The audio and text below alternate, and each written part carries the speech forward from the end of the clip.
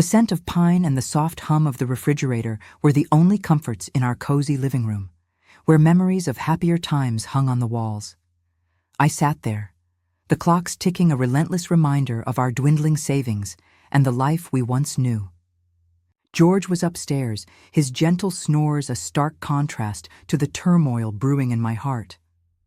Then the doorbell rang, slicing through the silence like a knife. I approached the door, my shawl wrapped tightly around me, not just for warmth, but as a shield against the unknown.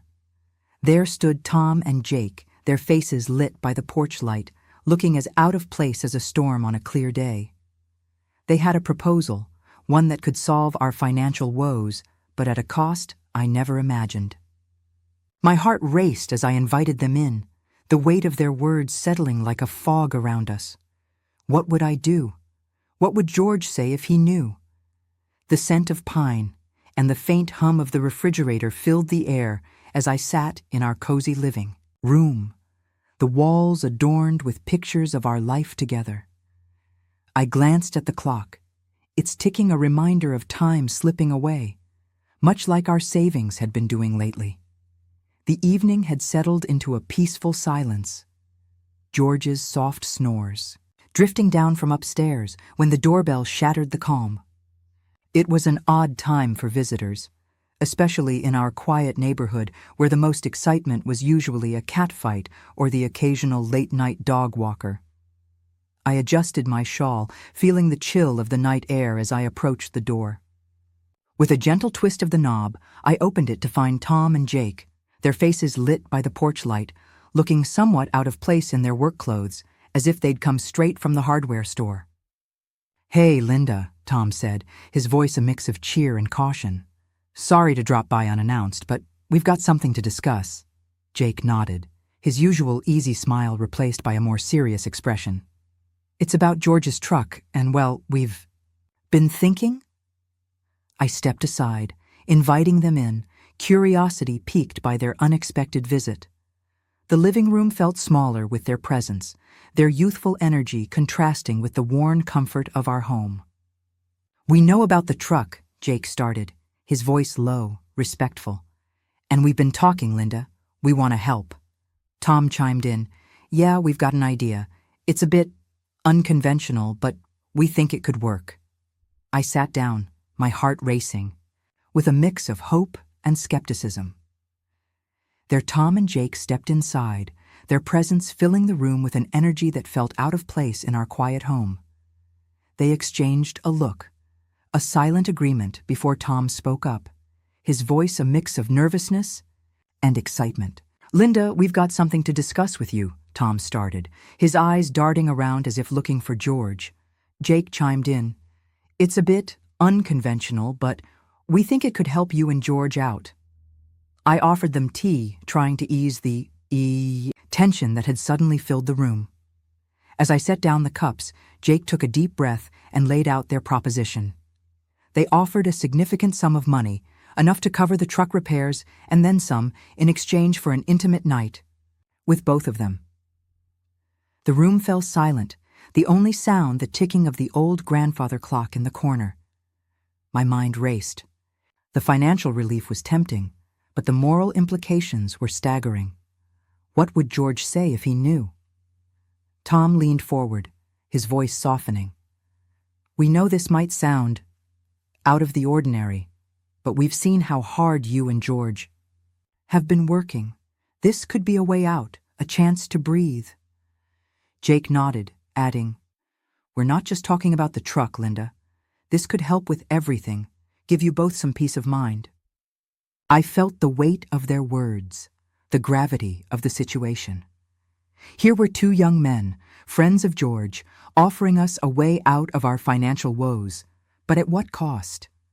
My heart pounded in my chest, the moral dilemma tearing at me. I looked at them, their faces earnest, their offer hanging in the air. The next few minutes felt like hours as I sat there, the weight of their proposal sinking in. My initial shock gave way to a whirlwind of thoughts.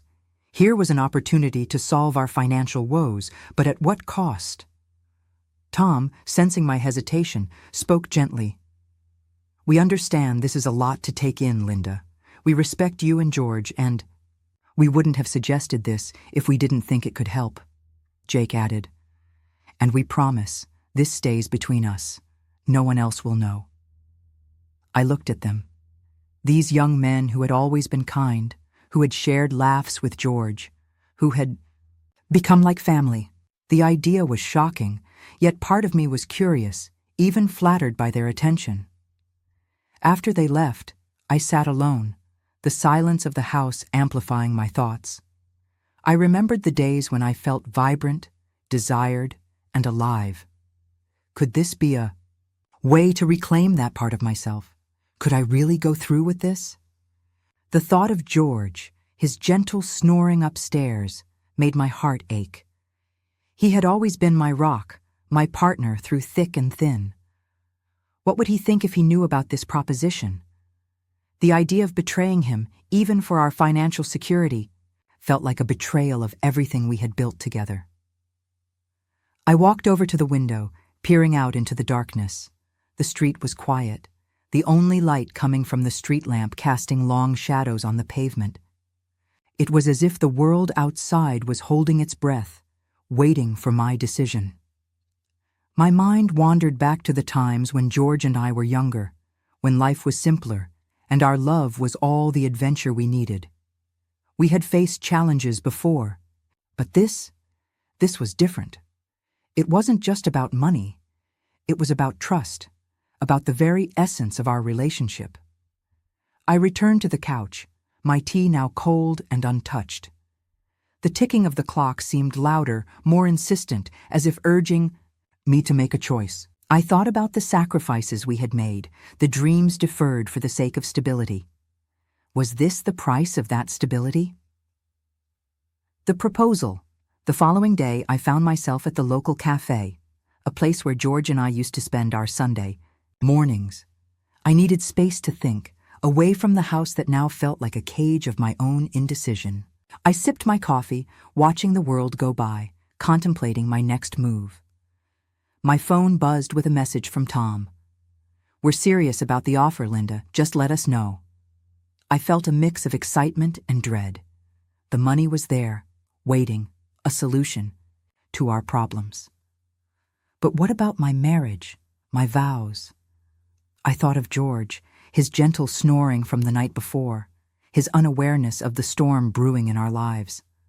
Would this be the end of us, or a new beginning? The cafe was bustling with the usual morning crowd, but to me, it felt like I was in a bubble, isolated by my thoughts.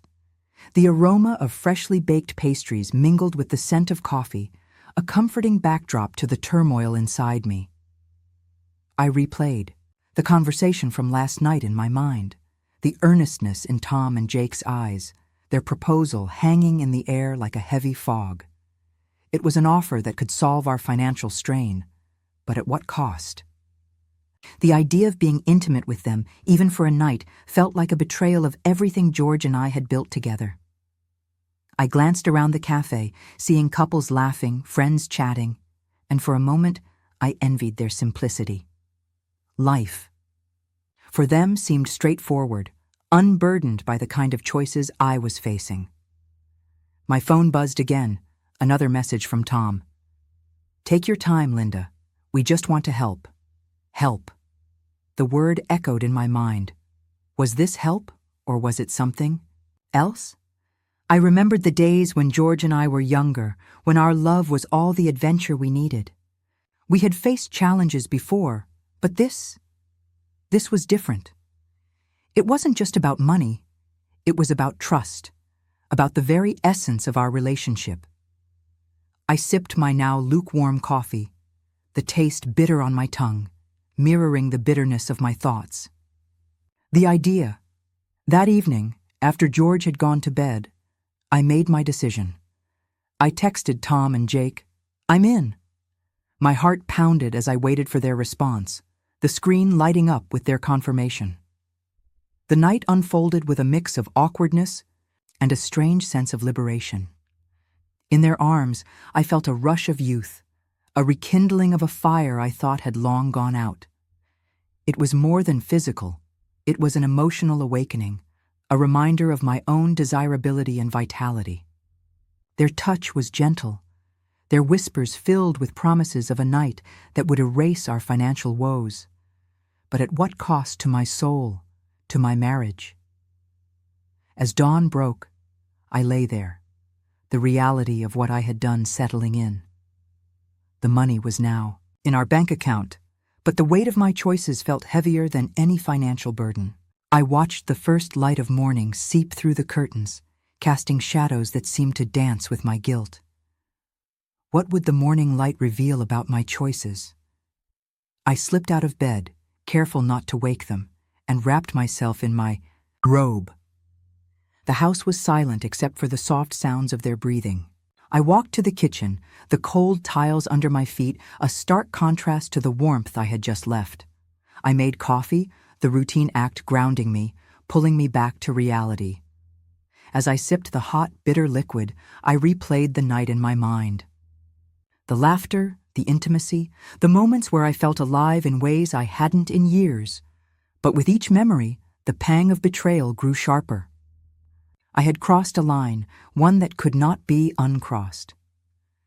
The financial relief was there, tangible, but it felt like a hollow victory. I thought of George, his gentle snoring upstairs, oblivious to the storm that had passed through our lives.